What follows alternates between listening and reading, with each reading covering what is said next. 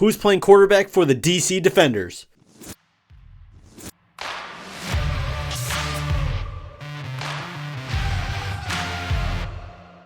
Welcome back to Defending Football. I'm your host, Jay, and again, we are going to be talking about the DC Defenders. Welcome back to Defending Football. Thank you guys so much for watching. It's a big topic today. This is one I've wanted to cover. It is the DC Defenders quarterback room. The quarterback duo we had in 2023 seems to no longer be coming back. D'Eriq King signed on as a coach for a school, so it appears he will not be back, which I'm going to miss D'Eriq King. I love that guy. But the head honcho, QB1 for the DC Defenders last year that led them to the XFL championship, it is Jordan Ta'amu.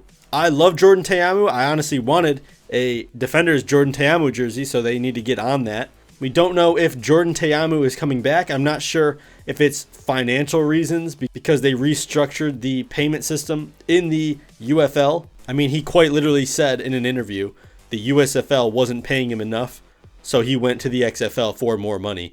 So if he's going to play the money game, we may not see him this year. And normally I would be very concerned about that. And obviously I'm going to miss him. But someone's got to replace him. And this team is primed to go on a run. Our defense is stacked. We got new weapons on offense. Abram Smith is back in the backfield for DC. And we need a QB1 to step up, come in, learn the system, and master that thing, baby. Because Ta'amu won Player of the Year last year in that system, first year. So we're going to be looking at the two quarterbacks on the DC Defenders roster as of today. But right now we have DeAndre Francois and Jalen McClendon. So this is one of the rare times I'm going to throw stats at you guys. So we're going to start off with Francois. Played for the Guardians last year. Obviously a dumpster fire organization. Francois played in 5 games. It does not mean he started them. 51.3% completion percentage is not going to cut it. 140 yards passing, 3 touchdowns, 3 interceptions, 54 rushing yards, no rushing touchdowns, and he was sacked once on the year.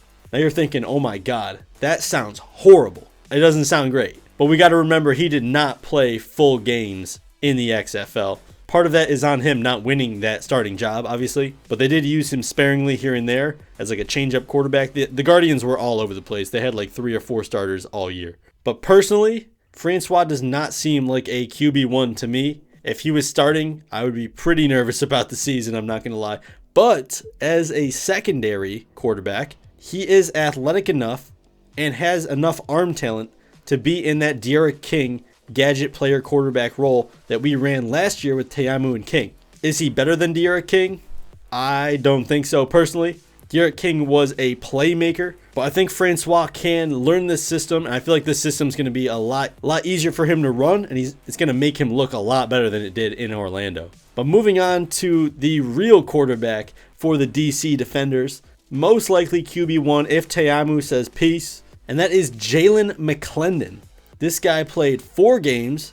The Vipers were not making the playoffs, so they decided to roll with McClendon and see what he had. 59.8% completion percentage. We can work with 60% there. 873 yards in 4 games. 5 passing touchdowns to 1 interception.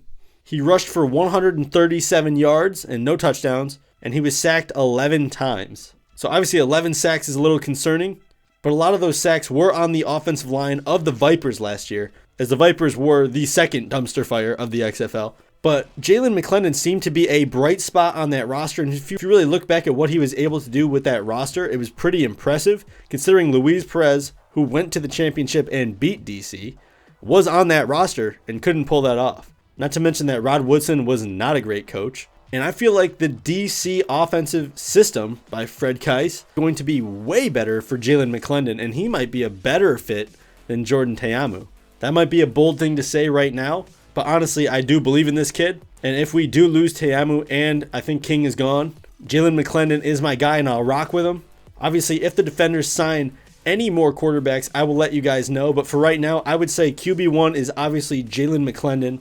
I would love to see him get an opportunity for the DC Defenders with Reggie Barlow. And I feel like everybody is sleeping on Jalen McClendon. And then Francois can be the change-up quarterback. So I think DC is sitting pretty. The quarterbacks that we did pick up fit our system very well, and I am super excited to see what this team is going to start looking like. So let me know in the comment section down below how you feel about Jalen McClendon and Francois. Obviously, we have to pick up a third quarterback for the UFL. So maybe Kenji Bahar. I don't know. So I'm going to get out of here. Hopefully, you guys did enjoy the video. If you did, please subscribe if you are a spring football fan. And for the love of football, defend football, baby.